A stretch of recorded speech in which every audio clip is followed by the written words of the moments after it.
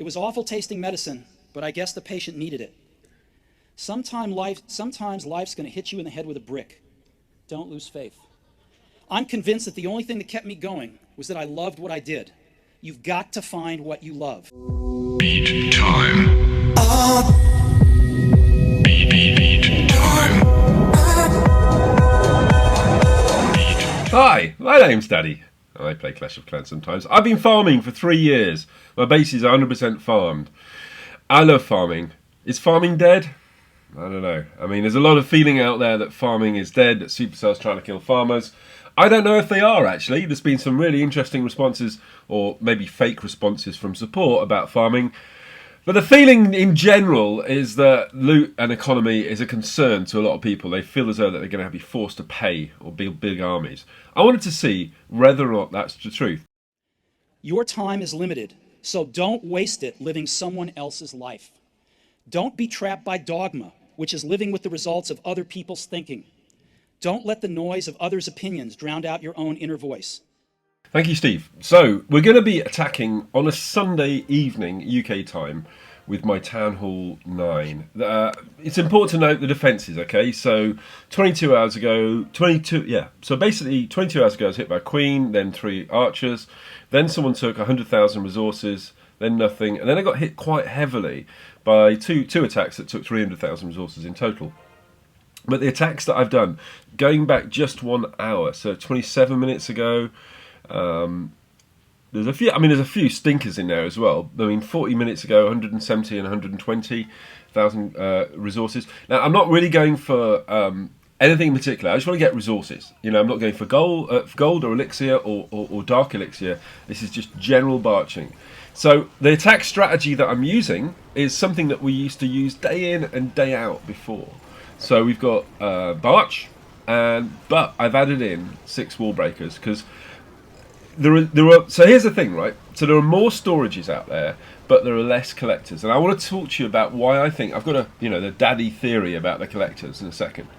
But the storages have lots of loot, and there's lots of weak bases out there.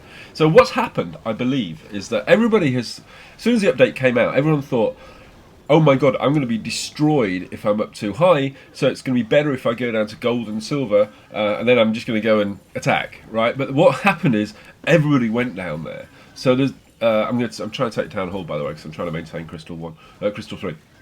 So everybody's gone down low, and all you're seeing is other strong farmers, right? All the collectors that would have been there, and bear in mind that the daddy theory of collectors is that, see, look, I've got 2 hours 58 minutes, right? I'm gonna raid a couple more times. I want to show you exactly how many necks I have. So that's first next, and I got a 319,000 elixir raid. So the daddy theory of collectors, right? Here it is. Okay, so there are a few phases that happens around an update. Phase number 1, okay, is the golden hour. As soon as an update hits.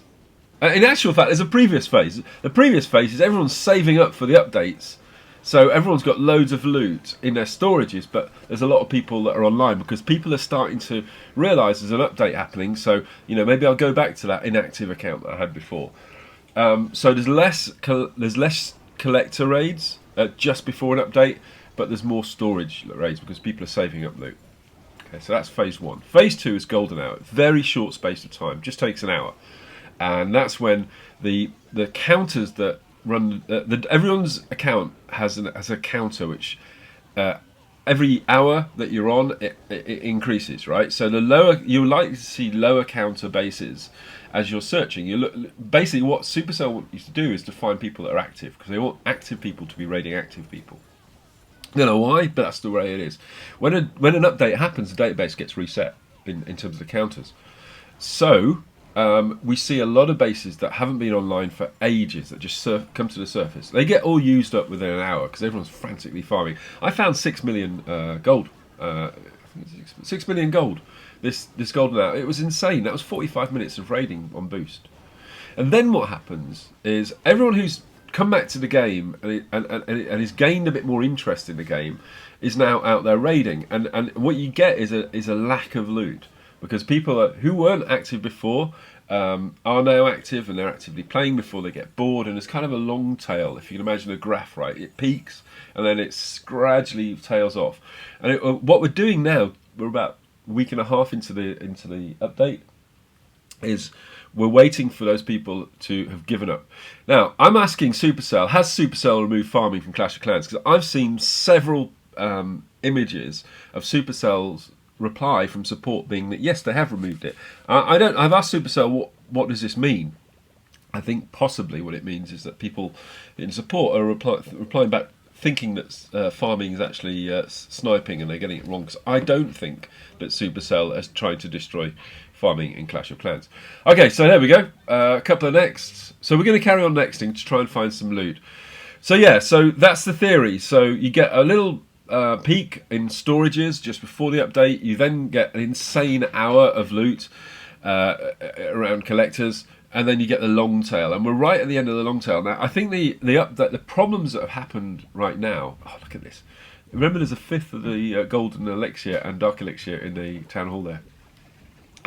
So what the problem we've got is the personal break timer was insanely confusing, and that little pop-up now that you get is brilliant, because all we wanted was a number. We want a number about when, we have to, how long have we got to raid?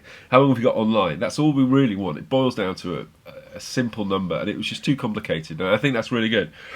But, so I can't remember what I was talking about now. Yeah, anyway, so there's a couple of things that happened. So there was a personal break timer, and there was a bug in the personal break timer that meant that people who were offline and unshielded and weren't being attacked were still being counted as being online. So it wasn't resetting the personal break timer.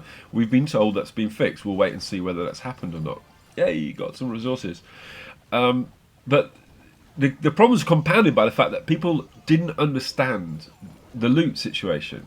Supercell has not removed bases. They're not trying to destroy farming, as far as I am aware. Though I'll wait the response to that email that I sent them. But that's supposedly stupid messages from support saying they are. But it's just the way that loot works, and so everyone's like really annoyed about this personal break timer, and then all of a sudden there's no loot. So I totally get why the forums are so toxic, but I think it's improving. I think people are getting bored of arguing now, and they're just getting down to it.